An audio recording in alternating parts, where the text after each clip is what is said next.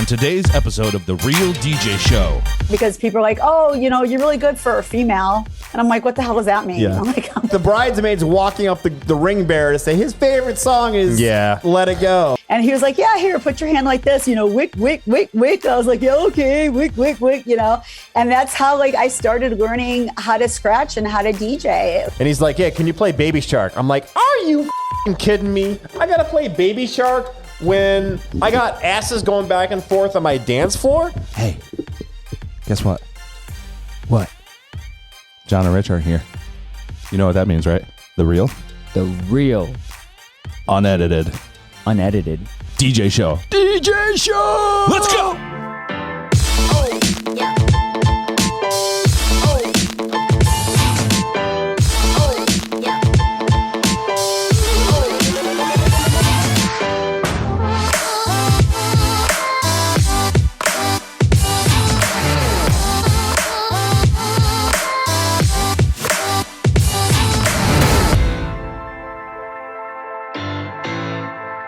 What's up, everybody? Welcome to The Real DJ Show. My name is Rich Cranston. I'm not sure if this is going to be either before or after John's ass beating of a BPM for his birthday. Oh, my God. But I'm here with my poop emoji pen.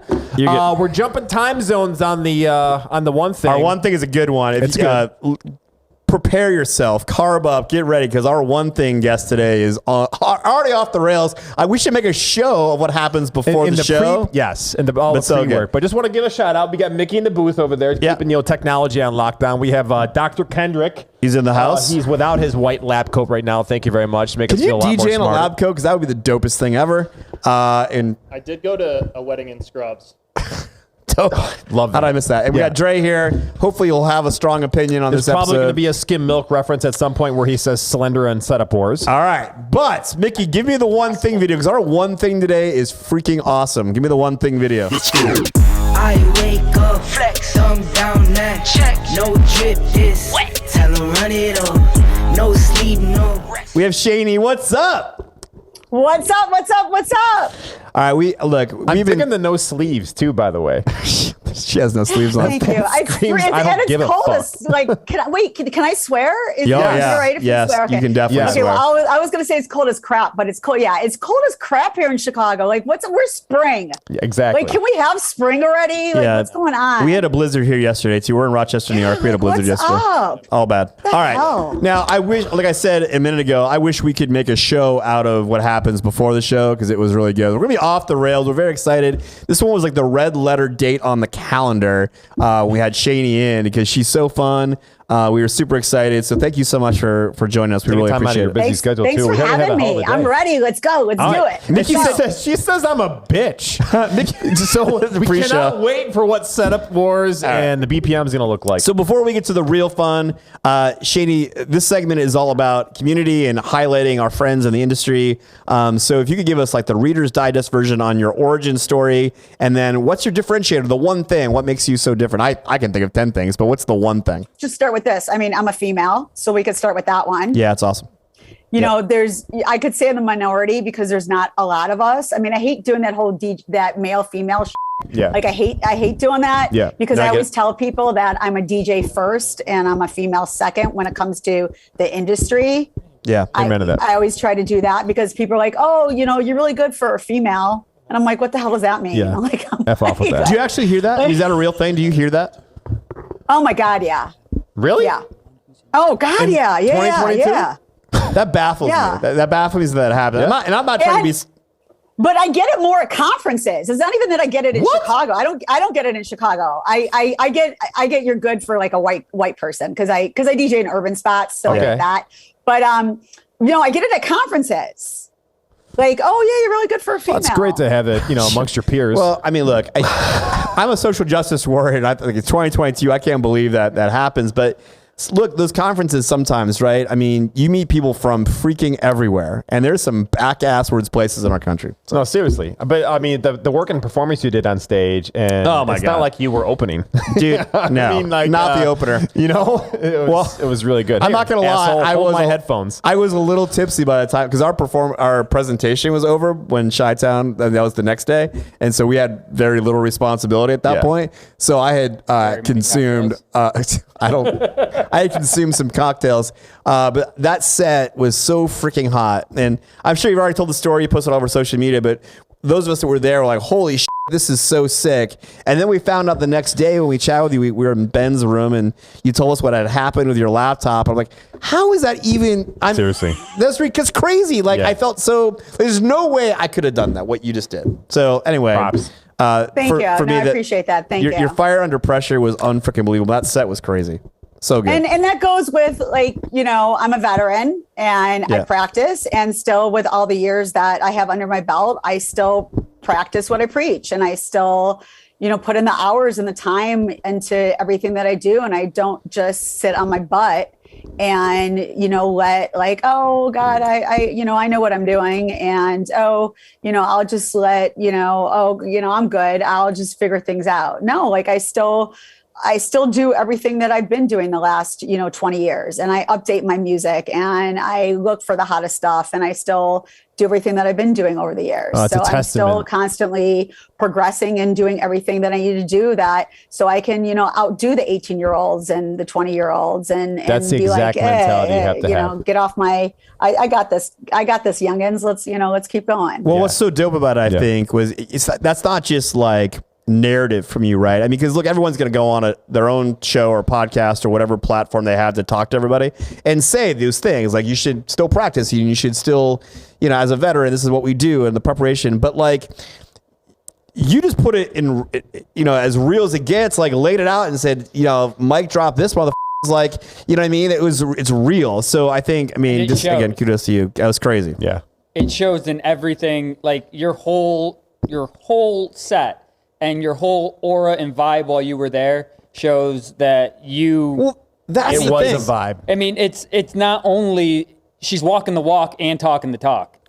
When you watch this after production, you're going to hear all the nice things that Andre said that you can't hear right now. It's all post-production. Is that a guy on the couch? Is that one of the guys on the couch? Yeah, one of the two guys on couch said nice things.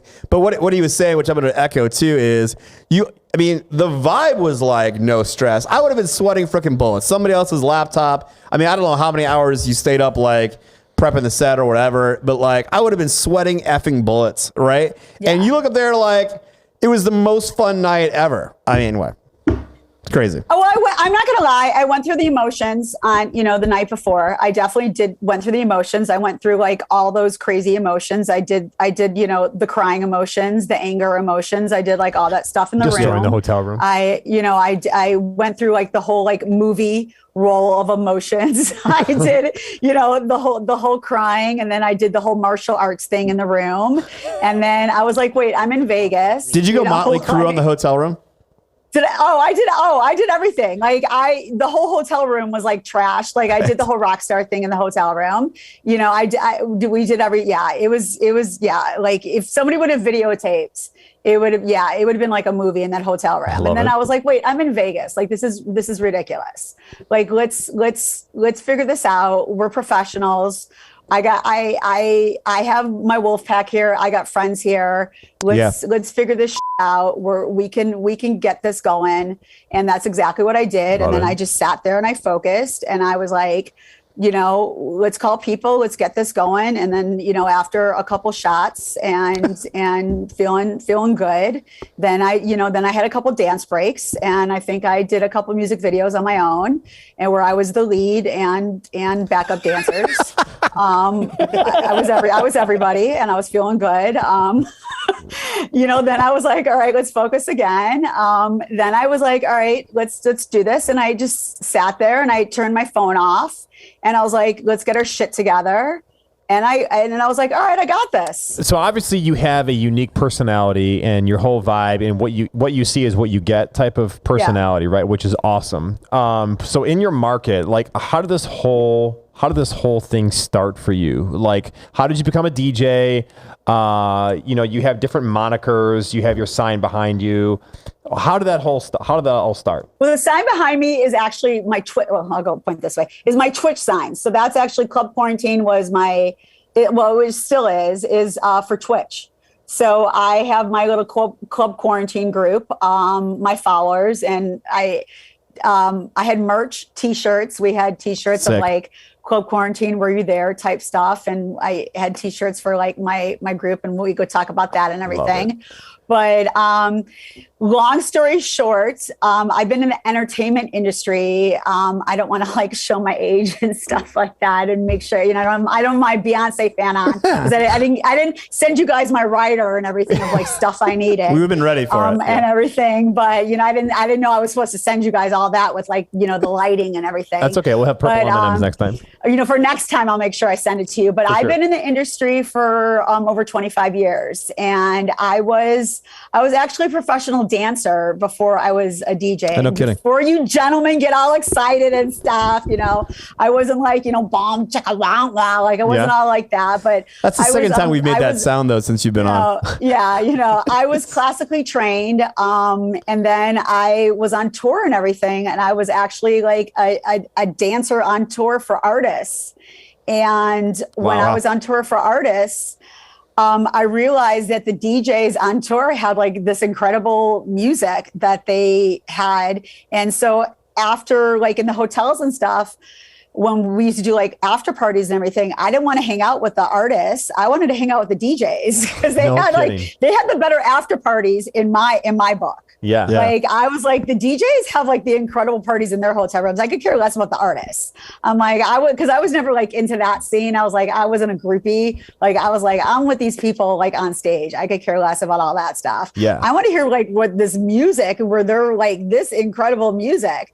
So I would always go to their parties in their rooms and just like jam out in their rooms. And I met some incredible mentors that way, and would just sit there and like watch them DJ, and just be like mesmerized by what they were doing. And one of the DJs was like, come like hang with us and everything. I was like, oh, okay. And I would like sit there, like I would sit there like a DJ groupie. Like I would sit there and watch them. And one of them was like, you're a dancer, beats, rhythm. You could probably do this. And I was like, yeah, okay, whatever. And he was like, yeah, here, put your hand like this, wick, wick, wick, wick. I was like, yeah, okay, wick, wick, wick, And that's how like I started learning how to scratch and how to DJ. Like, and that was vinyl back then for all you youngins. Like that was like, vinyl, where we actually had like the real records. There's no youngins at this table. Mm-hmm. And but that's how I got into DJing, because I was like, okay, I know I'm not going to be able to dance my whole life, because my knees are probably going to blow out and stuff, and I'm not going to be like 90 years old with a walker, like on stage, like 5, 6, 7, 8, and dancing like this. Yeah. So I was on tour and did all that, and then was a choreographer and everything. But then while I was doing that, I was also the bedroom DJ.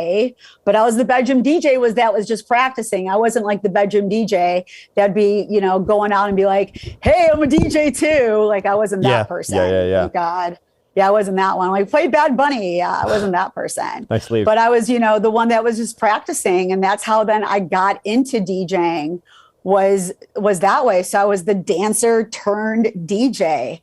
So I was always in the entertainment world. I was just in it in like different types of scenes. That's my favorite origin story we've heard since doing the show. I mean, never would have thought it came from a dance background. Yeah, it's cool. I mean, look, a lot of the DJs we've talked to we had similar. Oh, our backgrounds is similar. We did it in college, beer money, whatever. Yeah. But the dancer, I could definitely see the cool. entertainment aspect. Yeah. I mean, you've always been an entertainer. I can definitely see that for you. But that flies off the screen. Yeah. Even if no one's ever met you before, like the fact that you've been doing entertainment as long as you have, I mean, that just is jumping off the screen of people, for sure. But so your market right now, you're doing corporates, weddings. What's your market for people that don't know? So my personal market, I'm actually not even like a wedding DJ. Wedding is like maybe 10% of my income. Okay. I am a corporate. Now, thank God that business is back and everything. Yeah, sure. Woo, hallelujah. Mm-hmm. Corporate is my big bread and butter.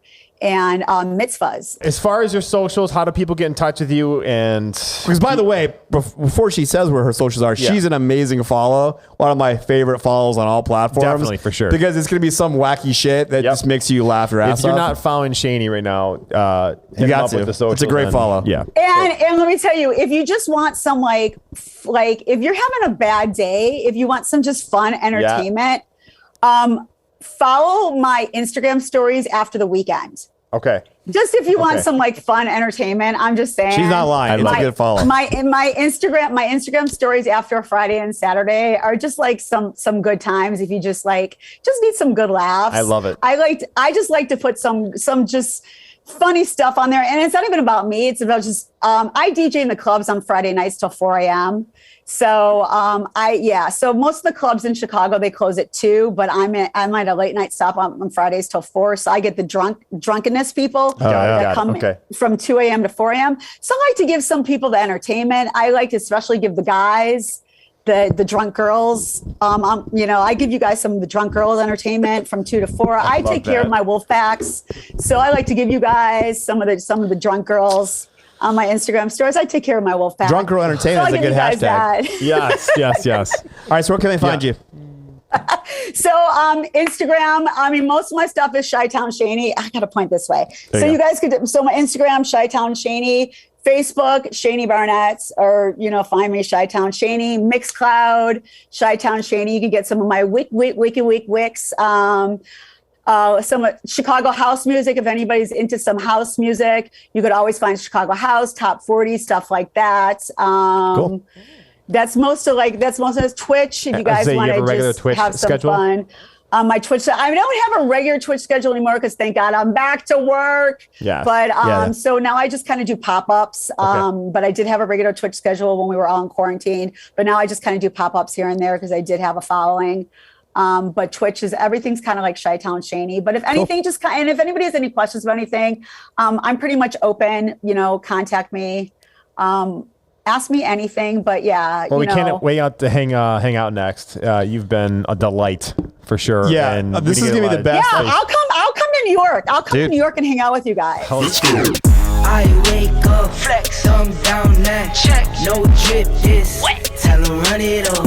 No sleep, no. Okay, so that was a fantastic one thing we just did. Now, all right, ready? Fourth wall being broken here. I have no idea which one thing that was because, frankly, we don't always record these in order, and Nikki makes the magic happen after the fact. So whoever that one thing was, I'm sure it was fantastic. It's either going to be Shaney, Chi-Town, or Chaos. Either one, they were both fantastic. But I do know today that today is your birthday. Sure is. So this is the birthday edition of the Real DJ Show. Birthday edition. Yeah. Pew, Pew! Happy birthday. Thank you. Appreciate all of you guys. And thank you for all the birthday love all morning. I appreciate it. Makes a brother feel good. All right. So here's our core topic. And I think that we have a theme here of a couple of these core topics, which are all surrounding uncomfortable conversation. Look, hey, being in this business, you have to be the king of uncomfortable conversation. So I got Dre here on this mic. Hi. Got the boss over there on that mic. What's up? Flipping around. And these two are experts on how to... We're experts on uncomfortable conversations. Shit. No. They're experts on navigating what could be uncomfortable conversations and making them normal conversation. And that, hey, look, it's part of the deal. So here's the first one. Now, if y'all know me, one of, I think, the drawbacks of my personality is I'm likes to fight guys sometimes, whether we're in a bar or I'm at the Oscars, just kidding, or on the internet mostly. You guys remember that meme that went around during the election time where it's a South Park guy and he's like, I'm just going to check my email real quick and I'm in a fight. Yep. Right. So that's me. So I love all the DJ forums. I get all sucked into those. So there's a good one this week. I'm excited to have you guys respond to this. I know you guys have both seen the thing. But so this week, our friend Alex Updike, everyone's favorite DJ in the desert, posted on some DJ forums. And it got circled around. It ended up back in our Rochester one too. But posted an email that he got from a venue. And I thought the email was kind of funny. But the email was obviously from a venue who's had a bad experience with DJs being too loud. Now, look, this is a venue that has some restrictions from some zoning things about how loud the music can be at any given point. It has some strict noise ordinances at certain times and some very specific decibel levels and all that stuff based on where their venue is and how it's commercially zoned. And so they sent Alex an email, and maybe Mickey can put it up here in post-production. But oh my God, was it? Rich is taking pictures of it right now. But it's pretty intense. Let's just say that cordially, that it's pretty intense, right? So it's talking about decibel levels at the DJ site and at the property line. And hey, make sure your mix is flat and bass carries. And the real red ass part of it got to the point where like they have a 3 strikes and you're out policy, meaning if they have to tell you the third time that you're too loud based on their meters, you're now on their no-fly zone, right? You're never allowed here again. I love the fact that you can't play R. Kelly. Right. And also, the list says no R. Kelly in our By venue. the way, you can't. Britney's not free around these parts, so no Britney. No. But yeah, so it's pretty intense. And what really got people fired up in the forums when Alex shared this was the 3 strikes, you're out thing. And basically them insinuating that not only will you not work here ever again, we'll tell all of our friends who own venues to never hire you and your reputation will be screwed and all this stuff. So, of course, it set fire to the DJ forums where predictably every tough guy internet DJ was like, I wouldn't go. And then, by the way, this was Alex, I guess, got this email the week of the wedding. So, who knows, 5 or 6 days out from the wedding. So, every tough guy DJ on the forum was like, I'm not showing up. I'm not following these rules. I don't work for the venue. I'm going to do what the hell I want. I work for the client. I'm going to make them happy. Predictably, I'm going to put the venue on my no-fly list. So much so that somebody was trying to organize creating a website, and he bought the URL. He bought the domain name and posted it in the forum like, venue no-fly zone, meaning he was going to orchestrate building a database of venues that no one will work in based on rules like this.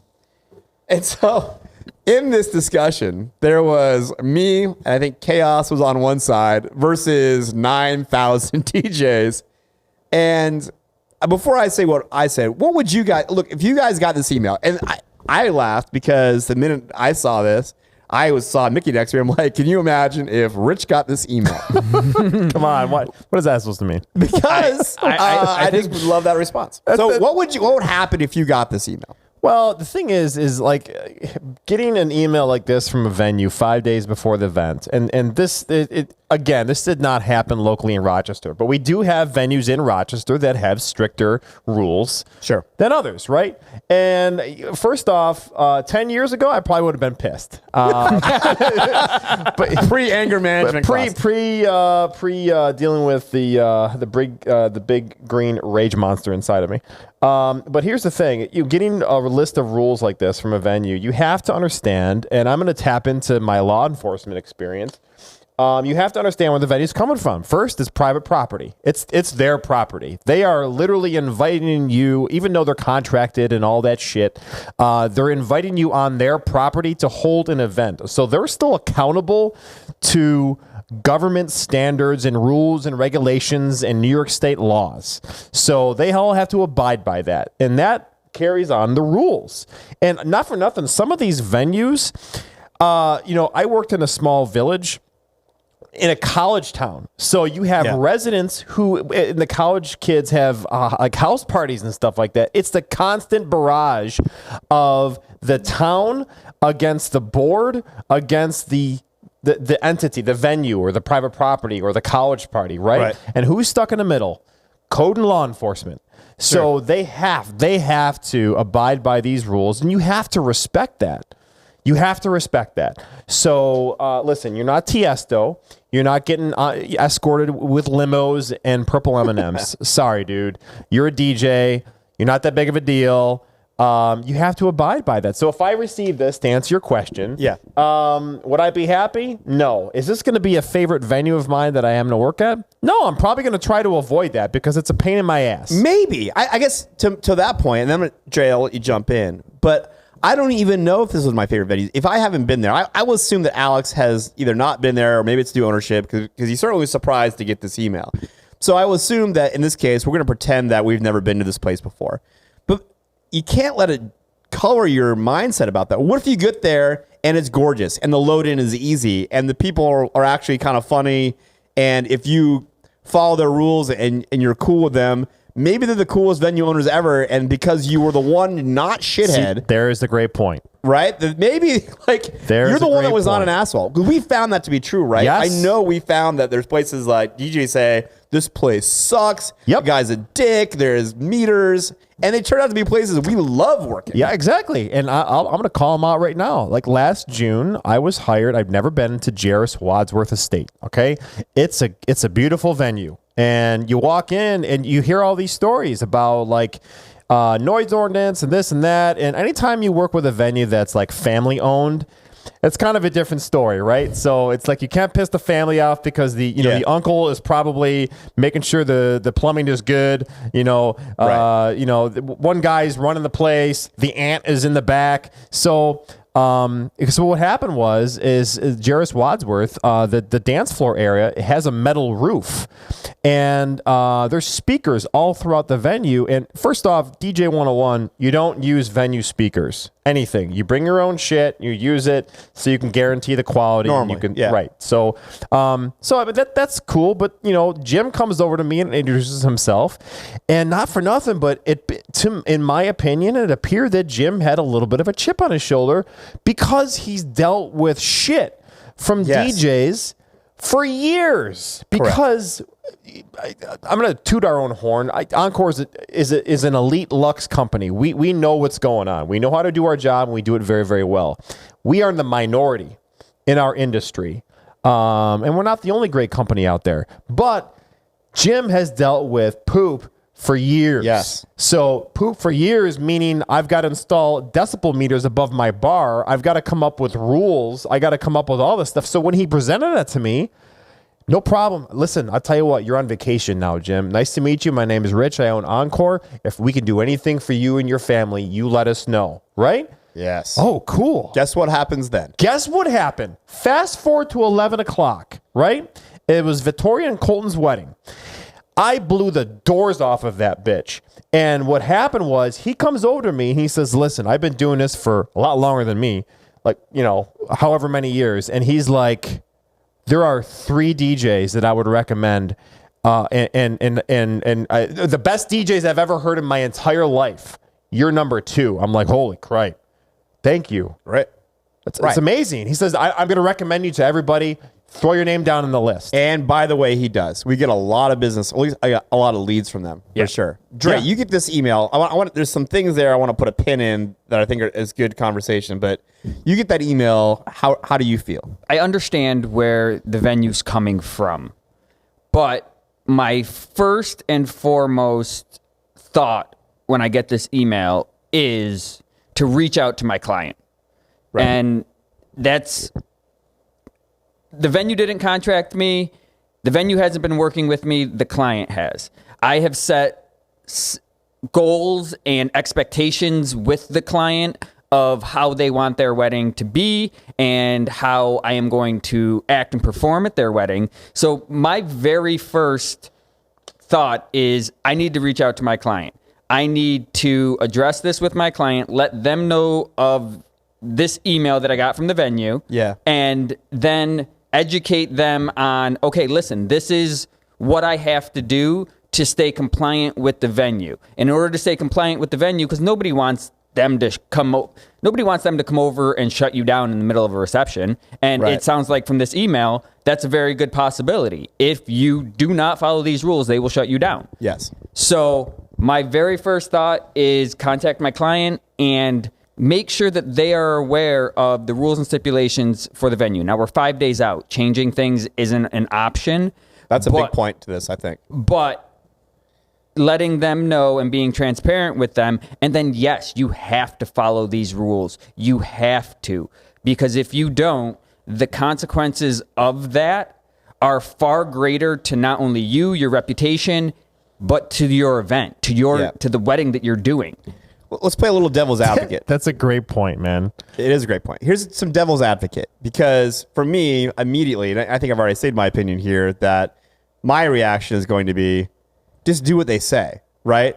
I mean, there's nothing to be gained from getting everybody all fired up. But I'm going to ask this question. I'll get to my points on that in a sec. But devil's advocate, has the client already been told about this, right? Like, is this something they just lay on the DJ? Like they don't want look, I think like it'd be tough from a sales presentation for the venue to, at the initial consultation with the client, to say, by the way, we have some pretty stringent rules for your DJ, right? Because I think they should be saying that. I would think, and in my experience, that is gone over with in your initial sales meeting. But at that point, the client isn't educated enough to know what those rules and stipulations. So, if the venue says, hey, listen, we have an 85 dB max. Nobody knows what the hell that is. Right. The couple's going to go 85 dB Couple max. doesn't know. All right. Well, I don't know what the hell Well, here's that another is. thing, John. You brought up an interesting point is, do you want to throw the venue under the bus? Well, this is the challenge. Because that's the challenge. Because you have a relationship with the venue, but are you going to throw the venue under the bus? So it's and very be hard. like, hey, not for nothing though, but they're pretty. Well, I don't think it's throwing the venue under the bus. It's educating the client to the fact that the venue has rules. You're tightroping a very because here's what you're tightroping. Yeah, right? education is because I would want to before I start calling the client, I'm going to collect my thoughts. Now I know how I'm going to respond to this because I think, and a lot of it has to do with keeping in mind that Alex got this to keep it inside the context of this situation. He got this 5 or 6 days out, from what I recall, meaning like, okay, nothing can change now. I mean, they're not going to change the venue. They're not changing their plans. Invitations are out. People made travel arrangements. I mean, they can't change their vendors. I mean, this is too late, right? 5 days out, it's too late. So when I'm calling the client, I have to gauge how I'm going to present this because keeping in mind it's too late, right? Mm-hmm. It's not like, hey, by the way, this venue has really tough restrictions. Why don't we think about a new place so you can get the banger wedding that you want? It's over, right? That conversation is dead. You can't have it. Right? So I have to be very careful because I do not want the client now with 5 days to go with nothing they can change. One, being super stressed, like my wedding's going to suck, right? Because I can't be loud enough. And two, like I don't want to be involved in some three-way fight between the client, the venue, and myself. This big insane, because who does that serve? That serves no one. I can't change. I'm not giving any money back. I'm not telling her to, hey, look, I'm not your right DJ because I can't play that softly. So I'm not quitting. They're still having the wedding. The venue's not giving their money back. So there's nothing served from any kind of consternation about it. Right? Right. Yes. So when I call the client, I have to be very careful. Now I want them to know, right? I need them to be in the loop.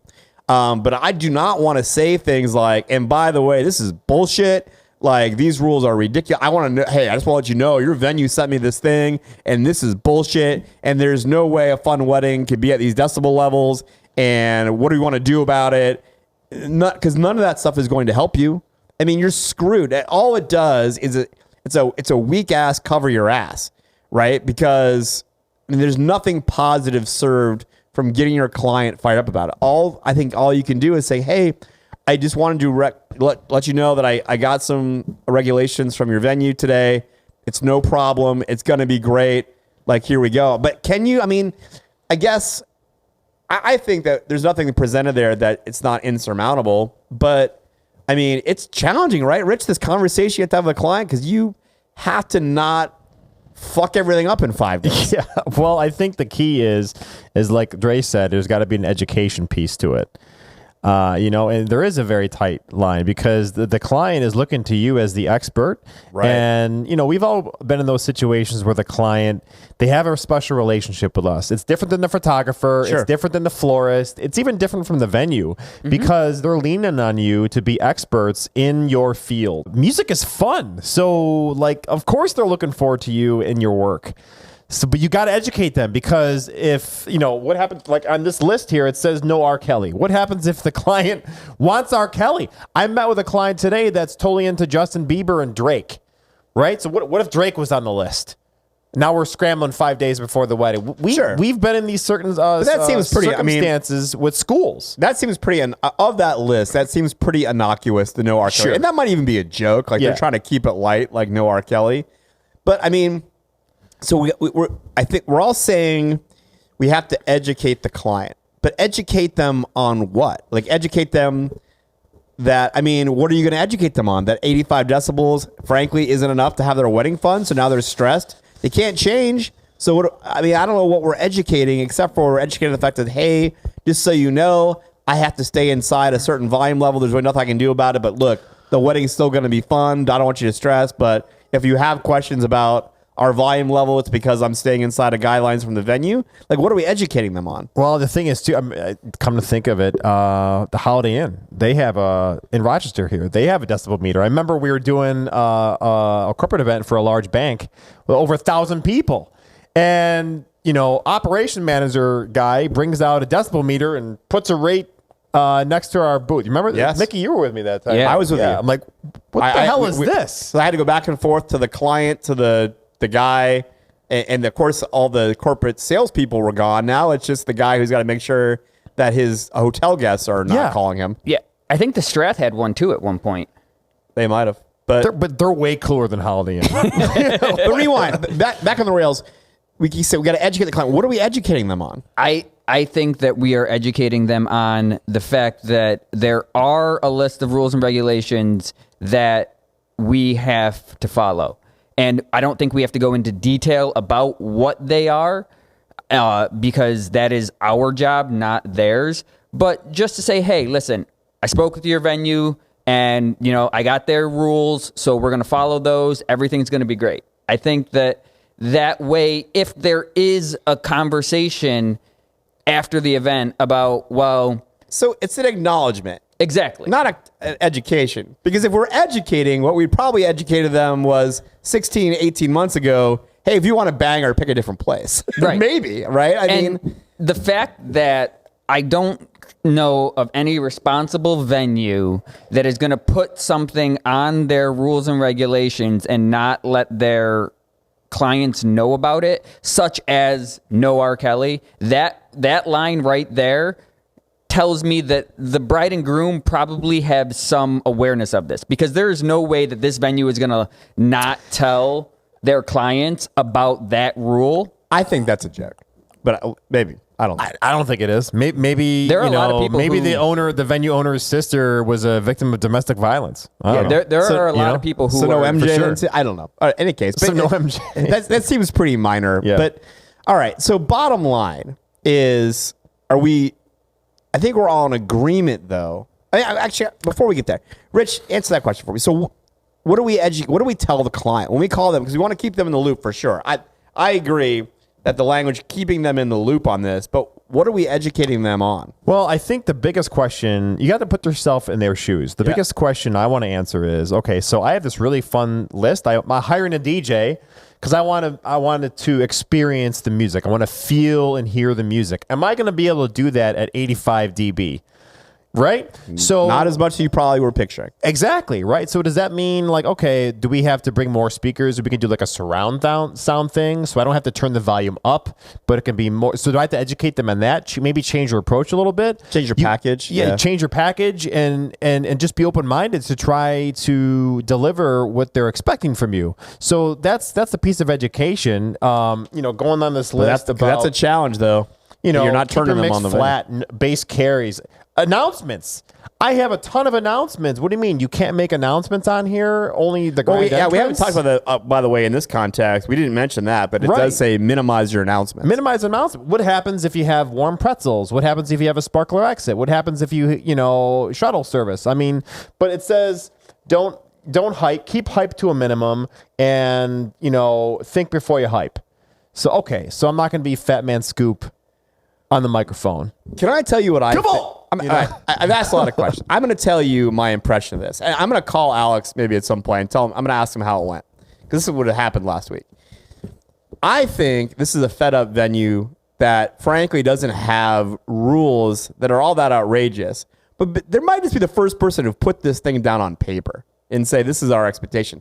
Likely because they've dealt with a never ending string of shitty DJs. Is my impression of this, right?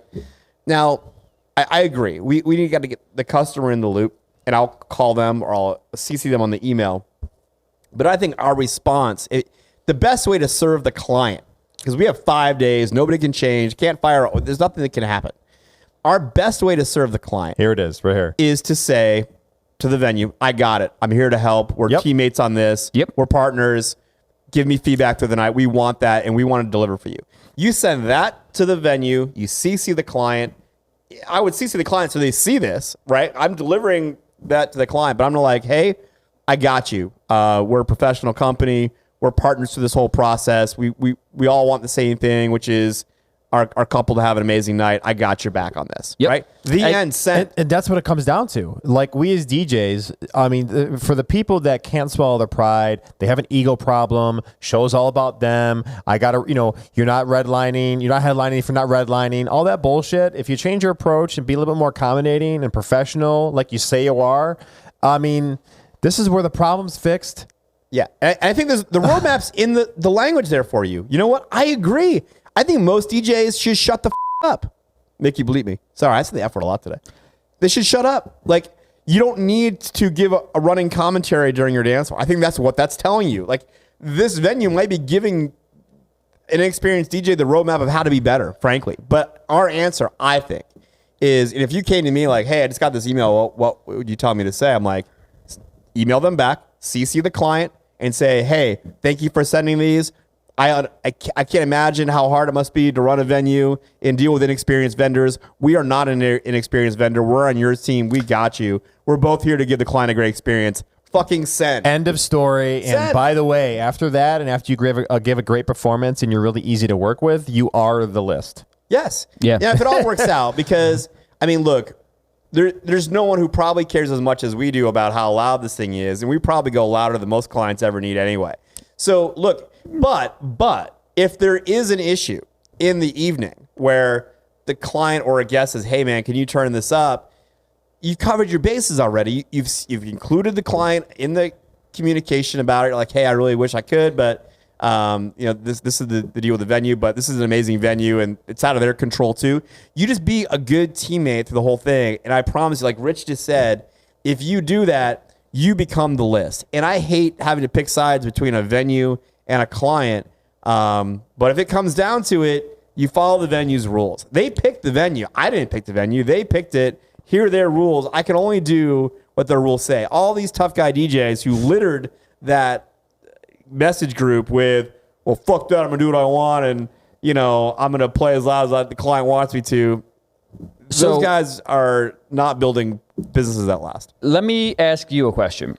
How many of those tough guy DJs, thousands of them on that message thread, weren't so upset about the fact that there were a list of rules, but they don't know what 85 dBs sounds like? Probably some of that, but they don't know what is too loud, and now that's causing them some extra work to figure out, okay, what is too loud? Where is 85 dBs? What is 55? It's a problem with our entire country that someone's so looking so fast to be offended by something. They have no idea what 85 dB sounds like. They just want to jump to, you're not telling me what to do. Exactly. It's the control box. You're telling someone who is typically in control at the event, and you're taking that away, and you're telling them something that they should do, and their ego's getting in the way. Right. That's the thing. Look, when we started, or when we were younger in the business, every DJ was like that. Like you were doing a service to your client if you were the buffer between the client and the venue. You were defending them from the evil venue and like all this shady shit the venue's gonna try to pull, and I'll make sure their timeline's right. Yeah. No, venue, you're not doing your shitty timeline where you use my timeline, which is better. I mean, that was the whole thing. You were offering a white glove concierge service. We used concierge a couple times today. We have like a concierge service if you were like defending the client from the evil venue. But that's not life. That's not real. And what we've discovered is, look, you build a business to last when you're partners with all these people. Right. And so the thousands of DJs that jumped all over Chaos and me about like when we said, yeah, this is what you're supposed to do. They haven't figured that out yet. Invite them on the show. We can talk about it. All right. Any last thoughts about this? We got to get Alex back into a one thing to tell us how the hell this wedding went. I want to know. Yeah, for sure. No, I mean, that's it. I mean, you gotta, not even just with the venue too. I mean, you got to respect other just different vendors. I mean, we're all there for a purpose. They were obviously hired for a reason. The client trusted them at some point. They're investing money in them. So just do your thing, but you've got to have shades of gray. inappropriate or the awkward conversation topics will continue on our next one. But let's move on to DJs yelling at each other some more. Let's do a BPM. Pick it up, pick it up, pick it up. You see the drippy, I'm fitted up. Hop in my car and the giddy up. Secure the bag, yeah, I get the So if you're new here, BPM is the game show of DJ competitive debate. Mickey's going to spin the golden wheel of death over there and pull out a topic. Rich and I, or Shani and I, we're going to debate a topic. We get 1 minute each. And then the peanut gallery is going to say who's right. It's for entertainment purposes only. Ish. I mean, Ish. Dr. Kendrick and Andre is managing the clock. Dr. Kendrick and Dre are on Mickey's the going couch. to pull out something juicy for us. All right, That's Mickey. what she said. See ya! All right, I've got your juicy question for you. Number one, you're DJing a corporate event, and you are an exceptionally professional DJ, so you are set up and ready an hour early. Guests begin to arrive, and the event planner apologizes and realizes that they gave you the incorrect start time. Do you either A, begin playing without comment, glad to help, B, begin playing without comment, but they are for sure getting an invoice on Monday for that hour, or C, tell the planner that you will need to come to an arrangement now for an extra charged hour or an hour early finish? All right, Johnny. Well, since it is your birthday in 2 days, Oh, my goodness. you can go first since you always bitch at me for being right and being like, well, you got to go first. You get to go first. Yeah, All right, ahead. I'll go first. I think I got this. All right.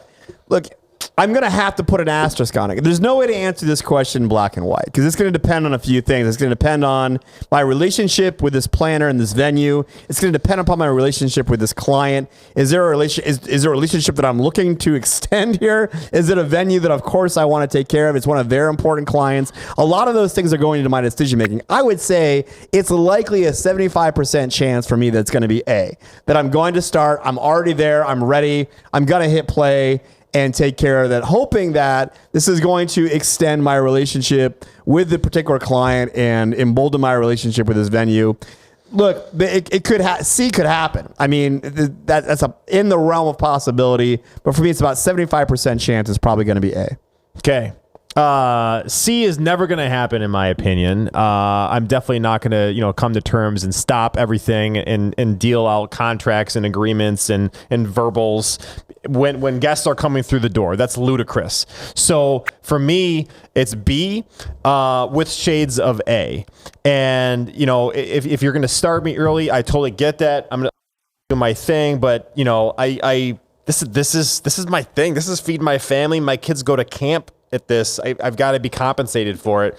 But, you give good credence to the fact that there's relationships here. Shani, what do you think? Well, I mean, my opinion on this is that it's corporate and it's not social, so they have the money. Yeah. So they're going to pay. Okay. So what you're So- saying is I was right for B. Yeah. So they're going to pay, and no matter what, they have the money. So you're going to ask them for the money. Okay, so you're a C. You're falling on C that you're So having this I'm conversation. falling under the C category of that. Well, it So- wasn't C. You've got to get the verbals out of the way and the terms So Yeah, C is you're you having the conversation right now. You don't have to do it right away, but you need to let them know that it's if it's a half hour, I would Yeah, lean more towards full the other hour. way. But for a freaking hour, that's a lot of money right there. An hour, like my hour overtime is a load of money for corporate. I feel that. Yeah. We're asking for money. So for an hour, I even got a contract today that and I'm going to be honest, because it's really funny that this happened because I just sent a contract for corporate. Yeah. And it was 4 hours, and I just got it. And they sent, oh, we're so glad we got the contract. Yeah, everything's great.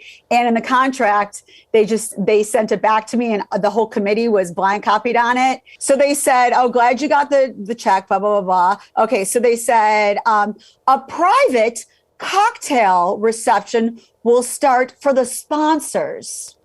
so all the people with the 45 money need to minutes. hear beats. So that's 45 minutes earlier than my start time. Yeah. What? Yeah.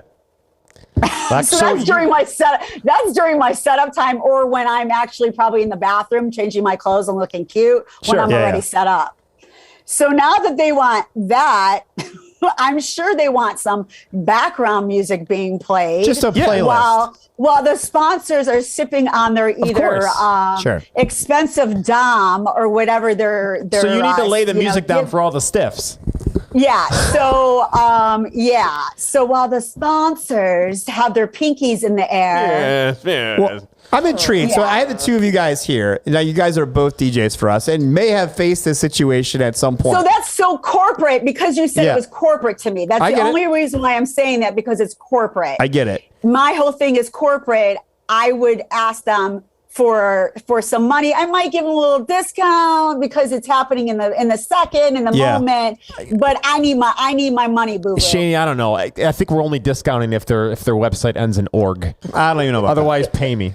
You pay me. Two attractive DJs on the couch. Pay me, and I can, and real quick, I can pull out my QR code for my Venmo, my Cash App, my whatever. My QR code is literally right here where it says "Scan me" on my phone. If this happened to you guys, all right? So you're out working for us that night and you're set up, you're ready, because both of you guys are very accountable and early and all the good things. What do you guys do? Are you starting? Are you, be honest, we're taking our, management hats off.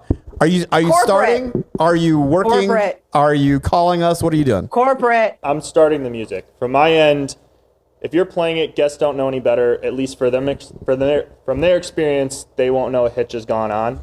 But like, I'm leaning towards B is something's coming back. It's a full hour. That's a lot of time I want to be accounted for. Yeah, I think that's the part of this to me that is like the catch. Is that it's a full hour, right? Not 20 minutes, not it's 15 minutes early. I've done weddings where 30 minutes. Okay, you know what, whatever. Well, let's seated go. music, right? They bring in. We had this discussion last season about seated music starts at 3:00, but they don't think about that, even though we educate them. But the ceremony starts at 3:30. Yeah, and people start walking at 3:00. Throw on a little Veseslava or Daniel Jang or that little time crunch. That's fine. 30 minutes. But I'm not going to stop it, halt it, so that guests see something's going on. For my opinion, like, no hitches. Let everything ride out smoothly. Let guests be none the wiser. Finish up, settle up on the side with. Especially with it being corporate, I think that it'll be less of a shock that time is money.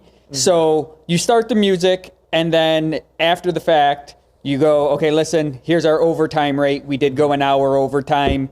Here's your bill. I guess I'm the only fucking pushover here, I suppose. I'm the only one that even had a piece of A. I guess for me, it's just going to depend upon the client and the relationship and the venue and how important this client is. Because to me, the most important person in this whole equation is the venue management, and like how important is this client to them?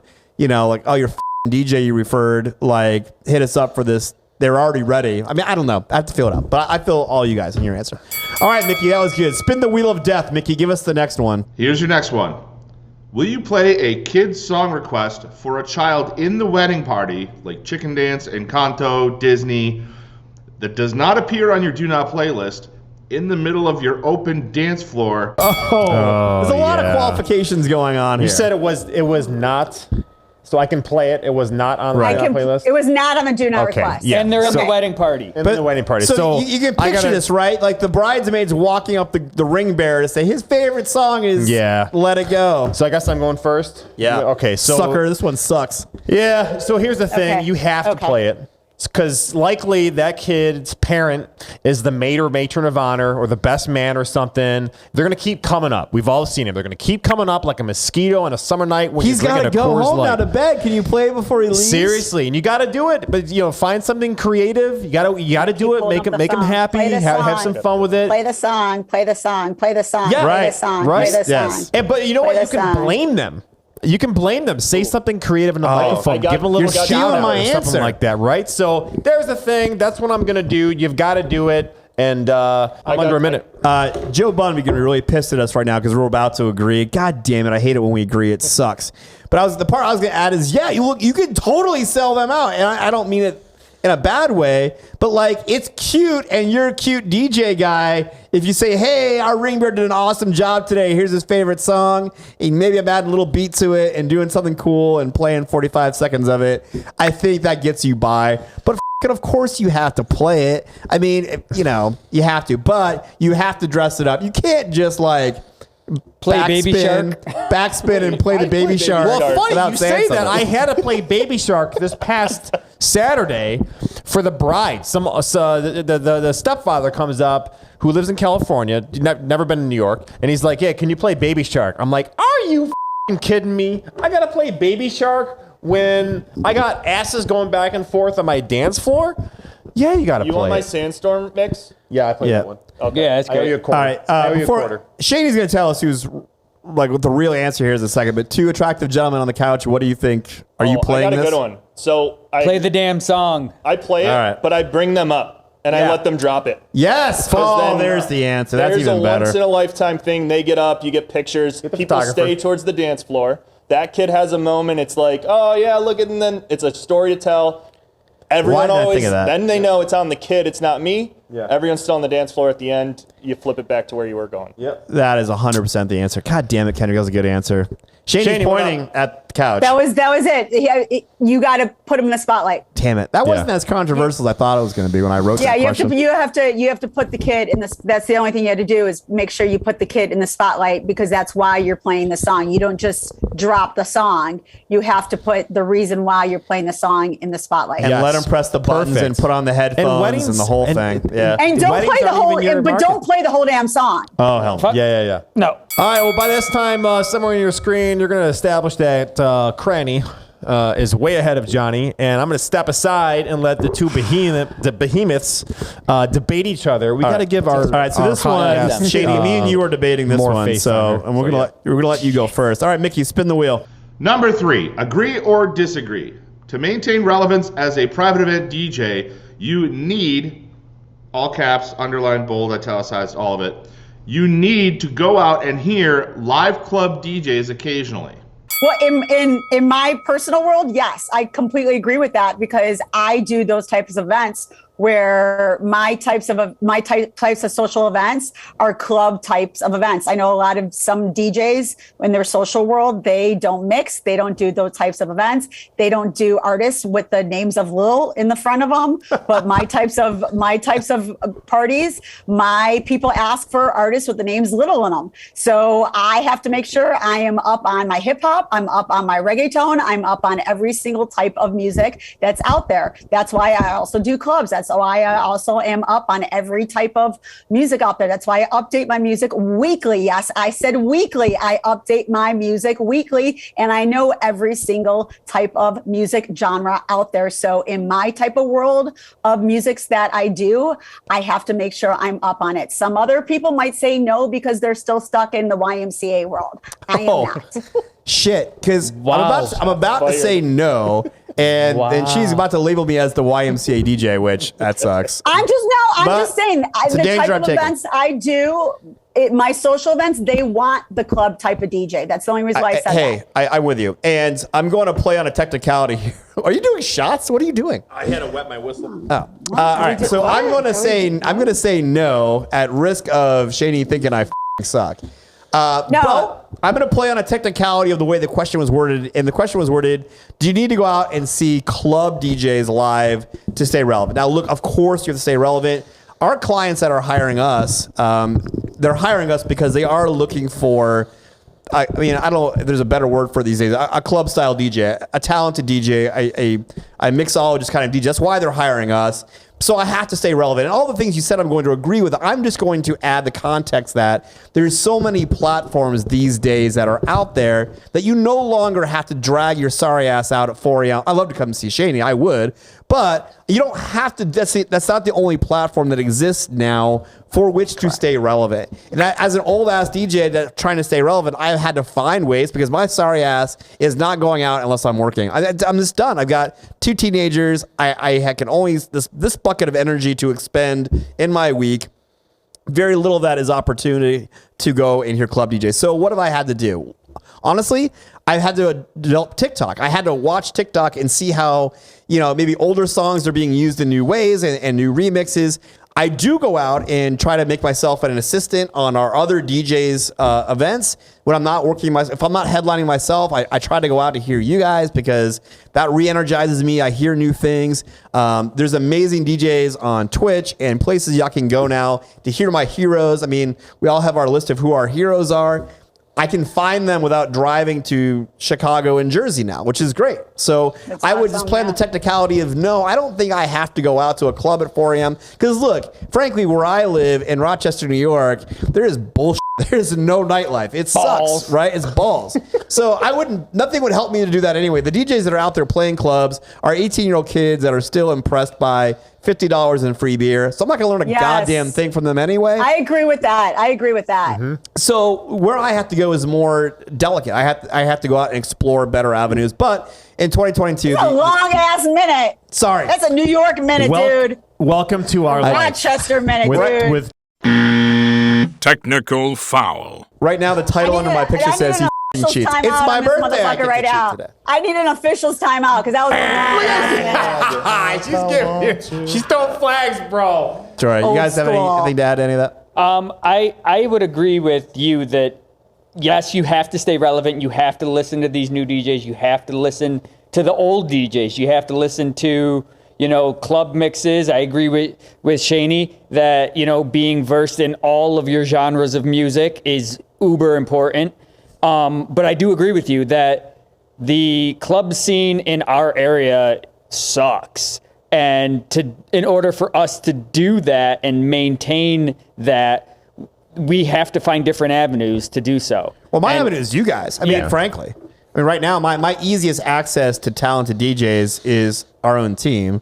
But I'll tell you what, and I'm not just trying to blow smoke up our guests now that I cheated on my 1 minute, but the most energized I've been in when you were in Vegas. Years was at the 2 shows that they put on at MEX. Mm-hmm. I mean, look, I'm taking notes on my phone. Holy shit, that was so sick. That remix was dope. I mean, that transition was crazy. But it's also just hearing where the club DJs get their sources from and where they get their inspiration from. Because I mean, that's I was inspired by them. And anyway, all right, I fucking cheated. Yes. What? Now what? We got one more. Yeah, we got one more. We're gonna do one more. Crap. All right, here's your last one. Pick a venue. Long drive, horrible load in and out, weird room layout, but incredible staff. Or easy drive, load in is a breeze, perfect room layout, but has aggressive, demeaning, and uncooperative venue staff. I'm going to pick the one with the great staff because that matters the most to, I think, how my night's going to go. I don't mind a drive for a good venue. Some of my favorite venues right now are ones that are about an hour drive from where we are. But I don't care how good the rest of that stuff is. If the management there sucks and they're demeaning and they make your job harder, your night's going to suck. It'll affect how you DJ, frankly, if you're dealing with an aggressively shitty management or staff there. So give me the shitty drive and shitty layout, but amazing staff. I'm taking that. All right, so I agree with you. There's a venue in town that I literally wanted to wait my whole entire career. I didn't want to work at, and I was contracted last week to work there next summer. Where would that be? I wonder. We're not saying that. It's super close by, but everything else is in this equation. However, I'm going to debate you on the fact of if you're doing all those long drives, your days are going to be tumultuous. You got to start your days earlier. You got to leave the kids at the pool sooner. Your home life is going to be worse. You're getting home later. So when I'm back in the house, my family feels safe and everyone can go to bed. So when that turns into 2-3 in the morning and you do that multiple weekends in a row, that affects your schedule. That affects the frequency that you can work, which all equates to the economics of your brand. Yeah, but you're still wrong. Shaney, tell me he's wrong. So this is hard. This is hard for me. But I deal with a lot of assholes. I bet. On a daily basis. That's why I wear the beanie. This is I hate people. That's great. So I'm used to dealing with people that suck. I don't mind dealing with staff that suck because I've dealt with it. But I can't deal with sound that sucks all night long. if it's out of my control. Yeah. Like at a party. Right. Like knowing that there's going to be prospective clients there. And not anywhere in this equation did it say that the client was not on your side or that they sucked. So at least you have one person in your corner. So it's you and the client. I guess that's true. Like, I don't care. Like if the client knows that it's not my fault that the sound sucks. There might be a table of other people that don't know that it's out of my control that the sound sucks. There might be 50 other people that don't know that it's out of my control that the sound sucks. Right. That's true. So I rather my personal and all night long, I might just be doing this. Yeah. Have this like weird twitch. Yeah. I might just have this weird twitch because that sound, just that like all of a sudden this like we'll be playing just Funky Town and it just will be so funky that the sound sucks. Yeah. Out of the bass.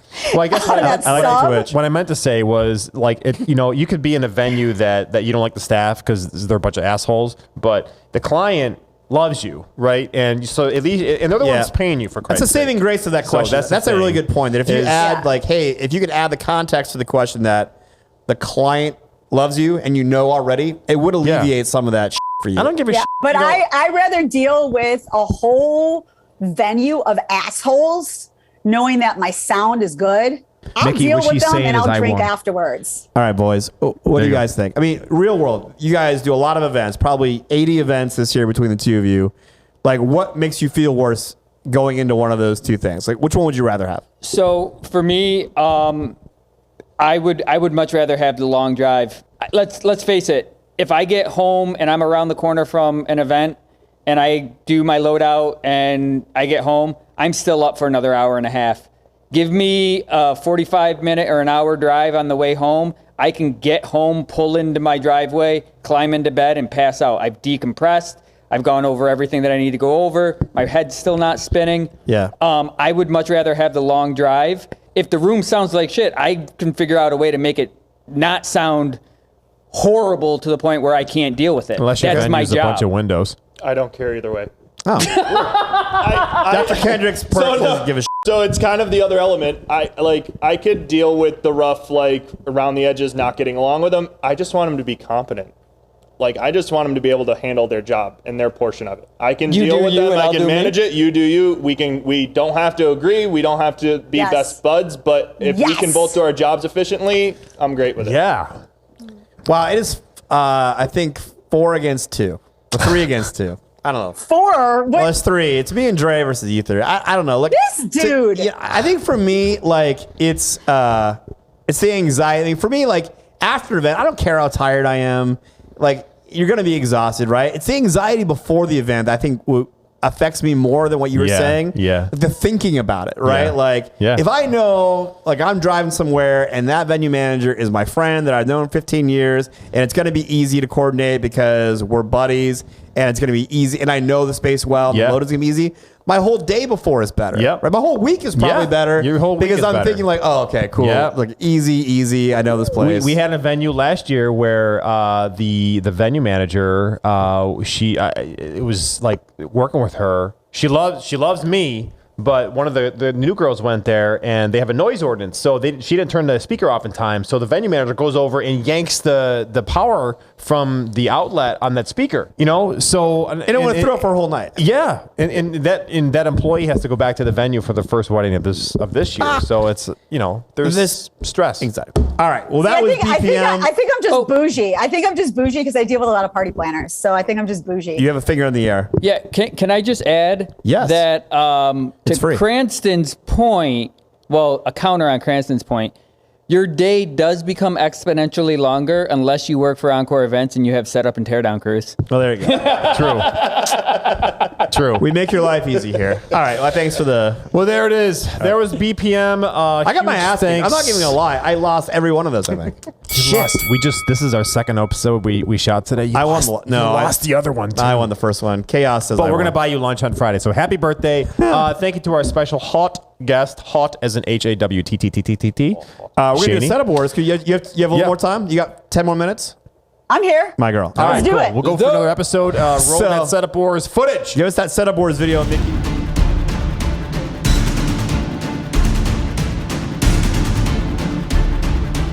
So this is Setup Wars, which is our game show here where the DJs in our community have very bravely submitted pictures of their setups to us for us to evaluate for entertainment purposes. We're going to talk about it, and then we're going to grade them, and this should get fun because I can already picture what Shane's going to say. All right, Mickey, let's get started on that. Give us our first Setup Wars candidate. I mean, it's cute. It's cute. It's little bitty. It's a little guy. Yeah, I mean, it's cute for the cute little party. Okay. It's clean. It's a very clean setup. I do have to say, I like that it's a very clean setup. There's no wires, there's no cords, and that I like that it's clean. I like very clean setups. Yeah. So I like that, that whatever, is going on, that I don't see any cords anywhere. I'm really not into the let's get this party started. Yeah, type, throw me too. I mean, unless that's like the theme, I'm not gonna. I don't know if that's like maybe the client gave them that. So that's what I'm thinking. I'm hoping that like the planner gave them that the client. I know that's what I'm saying. I'm gonna give them the benefit of the doubt, but I don't think I don't think the client. So if this was a hot chick at the bar, everything about her exterior is awesome until you find out that using deodorant is against her religion. What? Everything about this setup is awesome, except for the deodorant and lights. Yeah, it's the let's get this party started sign. I love it. Yeah, I mean, I like the setup. It's just if we were to get rid of that, I think that's to me that's a sore. I'm hoping that the camera is picking up accurately my dismay at your metaphor. Because that was a long. It's metaphor. The hot chick with the annoying laugh. We could just play the we could play the song. Let's get this party started. It's Janice. Just do the song.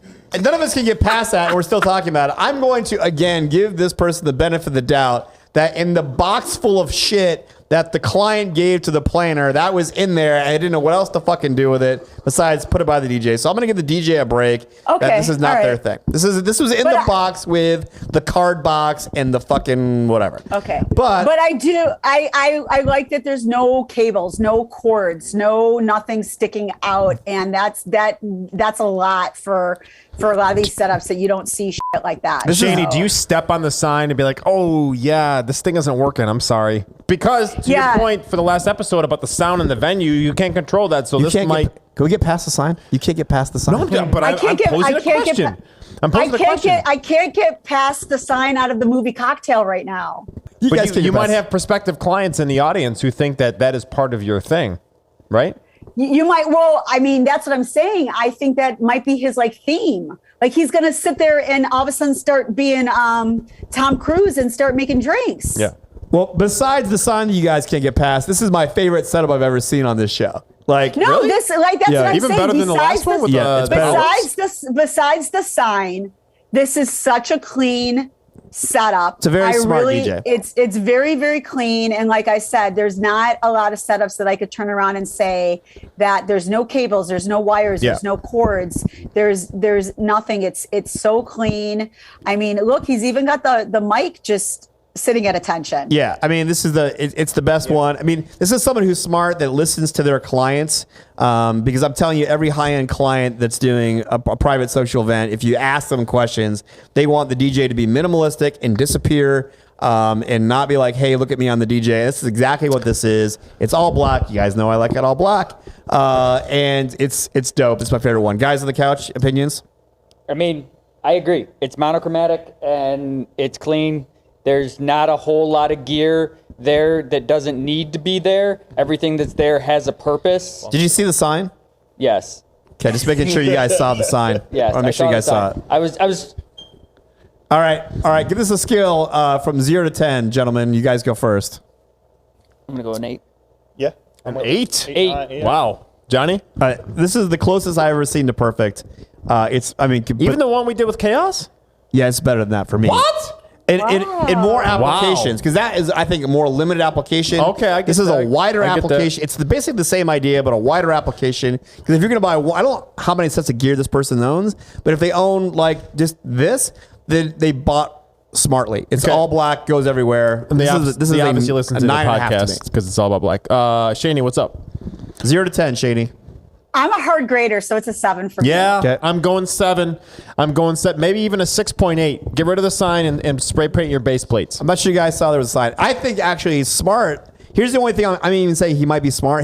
His base plates are white. Maybe he can convert this to she can convert to an all white setup at some point too. Maybe they have a white podium and they can mix and match. Cool. I don't know, but it's really good. And you guys got stuck on a sign. All But right. I like it. I do did too. like it. All right, get number 2, Mick. My goodness. All right, so I'm going to start by this is a gigantic train wreck. I mean, there's no way they need all that.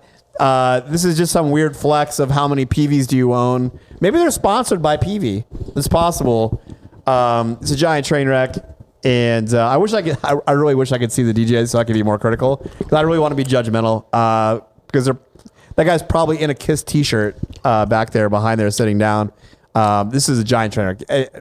Everyone. I mean, sit down. I mean, first rule. Sorry. First, I mean, just sitting down. I mean, nothing screams laziness than 2 people sitting back behind the table. It's ridiculous. My gosh, those speakers. I don't know what to say about I don't know what to say about it. Guys, what do we say about 9 speakers? Overkill. There's a word. That might be an understatement. Even. Right. It's comically overkill. It's like the obese version of a DJ setup.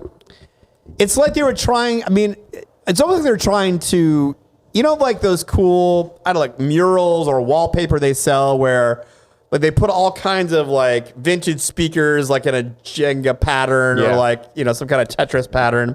But it's like, I can't even put into words why they would have done this. Shani, this is our mitzvah setup. You still want to come to New York? Yeah, this is us actually. This is what we do for a mitzvah. Just to know if you want to come still DJ for us. And that's your basic light show, right? Yeah, it's basic. That your basic light show? That's just the step below the highest. So end. that's like the Black Widow right there. Yes. It's a basic light Yes. show, right? That's We the call it the Red light Dragon show. sound. This is the Red Dragon. We're gonna give this a 1.8. We got a 1.8 on the couch. Shani, give this monstrosity a score. Are they in a corner? Like they're in a corner, Oh, right? yeah. You know what that Nobody would sound puts like? baby in a corner. First of all, you know what it's going to sound like with 9 speakers in a corner? Wow. That's what I'm saying, and they're in a corner too. They're going to die. Like they're literally gonna- in a corner. They're going to have a cardiac episode because when that thing hits them in the chest, from being in the corner, they're going to die. Seriously. Maybe Good luck he's with got And like a it's all pacemaker tops. malfunction. Like it's literally all tops too. All right, scoring it. We need some high. Shani, what do you Shani, score? that thing a score. -4. Very good. I Ooh, like a it. negative Ooh, four. Is that our first negative? Might be our first negative. Yeah, it's worse than not showing up. This is worse than not Like showing at up. least with all those speakers, can I get 1 sub? No. Well, maybe they have Those 2 black ones. Maybe might there's be a it's done. sub for under the Subway. table. There could be a sub under the table. You maybe never know. or they're crossing them over at certain. I don't know. I'll give them a 1 just for the mere fact that they actually put the speakers in height order. So Oh, that's no, pretty you creative. didn't. And then you got a little design They are- from the well, top and the because bottom. they Yeah. literally Yeah, they get put a it 0.5 for me into- for symmetry because it is symmetric. There's one in the middle. There's lots of symmetry. There's lots Yeah, of because speakers. Yeah, that's a track. It's almost to make like an X. Yeah. What Very a good. what a All giant right. mess. All right, one more. Let me We make have you time one for more. one more. Woo! That's blue. That is very blue, blue, blah, blah, blah, blah, blah. la-da-dee, la-da-dee. Blah blue. Blah-da-dee, blah-da-dee. All right. All right, Shani, you want to kick Very things off? Or? Yeah, let's start with Shani. You start. That is very blue. Like we could do. Well, first of all, I'm very scared of those 2 lights on the dance floor right there because they're Those are done. toast. Those 2 lights, the minute the drinks are flowing, they're never gonna get. That's it. That's all she wrote with those 2 lights right there. Toast. I mean, did the DJ come out and look at the way the lights are? Like, They're proud of it. You took a picture of it. They took a and picture. well, yeah, that's true. Posted Took a it for the picture. world. They're like, yeah, look at this dope shit. All Boys? right. All right. First things first. Get your movers off the floor. Yeah, why they're They moving don't on the do floor. anything on the floor except for blind people. Not even. I mean, you're gonna blind. It's Asked gonna to blind kick little me. people. Yeah. Asked to so kick me. That's my first thing. Second thing, put your rack away. Get some sort of facade, some sort of something so that A drape. anything. That's a low ass table too. That table looks really low. Yeah. So Speaking as a 5'4" person, I like low tables. But No, but that table, I mean, look how low that table is compared to those subs, though. Yeah, it's weird. yeah, I mean, as far as the gear that he brought, it's enough to do the job, not set up as adequately as it should be, but it's not like he brought the house or the whole garage to do one show. Sure. Well, it's nice gear. I mean, it's starting off with the basis of nice gear, right? I mean, it appears to be professional quality equipment. And I don't think you'd have to, I mean, maybe it's somebody new. They haven't invested in something to put the movers on. They don't. Where not would you invested in put a it? facade. Where would you put it? Well, that's the point, right? Don't bring them. Well, that's the point. Have a different fixture. That's the point thing, is, don't buy movers unless you have something to put the movers on. You would have spent a third of the price of those movers for 2 wash effects that you could have clamped to the speaker poles and have a nice clean setup. The thing for me is knowing your environment. If you're going to be in a barn, don't bring your blue lights or program them to a different color like amber, right? And you're not going to bring movers. I mean, I probably might bring a wash effect because I know I'm in a barn and it's just a vibe. If you're in a more of a contemporary place, you might bring out something like this. So it just looks like it's just like an eyesore. It doesn't match. It does not match the feng shui of the venue. It's possible we could blame color choices on a client, right? Like you have a really back-asswards client that thinks the idea of being blue in a barn makes sense to them. So, but I mean, the execution is still weird, right? Like, why do your speakers need to be blue? There's no reason for speakers to be blue. Put them on the wood walls, and you could probably then put them in a safer place and directly in front of your setup like that. There's no need to put blue lights on your table. What are you washing? Yeah. You're washing the DJ table, which is not even your table. Probably it's probably the venue's table and the venue's stretch fabric thing on it. Yeah, doesn't make sense to me. But look, there's some building blocks here of good. It would not cost them a whole lot of money to like make this thing actually execute well. So I'm going to give this thing a score. I'm going to give it a 5.5. Yeah, I mean, my whole thing is, the equipment's great. I just don't like the lighting. Yeah, so it's definitely the lighting for me, like you said. As far as the movers, I mean, if that's what you own, then you should own something to put the movers on. Correct. If it's something that you don't have enough room, it's because you didn't do a site inspection or the place is too far for you to do a site inspection. Then you should have called the venue and had them get you the measurements or whatever it was. Something, yeah. And if that's the case, then you should have got, if you were against that, then you should at least got the clamps with some lights or do a gig bar or something that you could have done some sort of other light with. I'll fight you on the gig bar, but everything else you said was incredibly intelligent. I'm just trying to give him other options of different type of lights, just different, just some other options if that's the case. I mean, I'm always into the movers, of course, but just to do different type of basic other basic options, lights totally. for him. But yeah, I mean, let's at least put the uplighting against the wall. At least put them in the corners or something. Kendrick? But all right. it's the lights that are going to give the low score for me, because if the lights weren't there, I would have definitely given you a higher score because of the setup. Because again, I don't see cables, I don't see wires, I don't see anything so it would have been a cleaner setup. But the lights, and like I said, the 2 lights in the front of the uplighting is definitely, someone's going to fall, someone's going to kick, someone's going to You're uplighting your speakers. Why? I mean, break. Why are we uplighting someone's speakers? going to break those 2 lights, and then you're going to be liable, or you're going to get pissed off. Someone's going to smack somebody. It's going to be a big to do. So it's going to be your score? What do you think? Score that thing. A 5. Dope. He's going 5, Kendrick. Boys. I'm sitting around a 5 as well. I think it's got potential. I'd push the lights back behind you. 5 as well. 5? I'm doing 4. The lights are poop. So I'll give it a 4. You had a poop pen this whole time. I didn't notice. Thanks to Andre. All right, there it is. That was Setup Wars, and that's a wrap on our show. That was the Real DJ Show. That was fun. That was very intellectually stimulating. Once again, I wiped your BPM segments. I did lose. I mean, there's no way around. I lost that segment, but it was going down in defeat was made better because Shani was here. It made it fun. So Shani, thank you so much for joining us. We appreciate you. You're the best, girl. Thanks for having me. Yeah. Thanks. All right, that's it. Thank you guys over there. Thank on you. the couch. Appreciate you. Right. We're out. Yeah. All right, that's it for us. Another episode of The Real DJ Show is in the books. We want you along every time, so make sure you like this video, subscribe to our channel, and ring the little bell so you get notifications of all of our new content. We know you're DJs and have a lot to say, so jump in the comment section to join the debate. If you have content suggestions or you want your DJ company featured on The One Thing, email us at TheRealDJShow at rochesterdj.com. Lastly, if you're sick enough that you want to take the audio of this with you wherever you go, you can find the audio everywhere quality podcasts are found. All right, that's it for us. Show's over, bitches.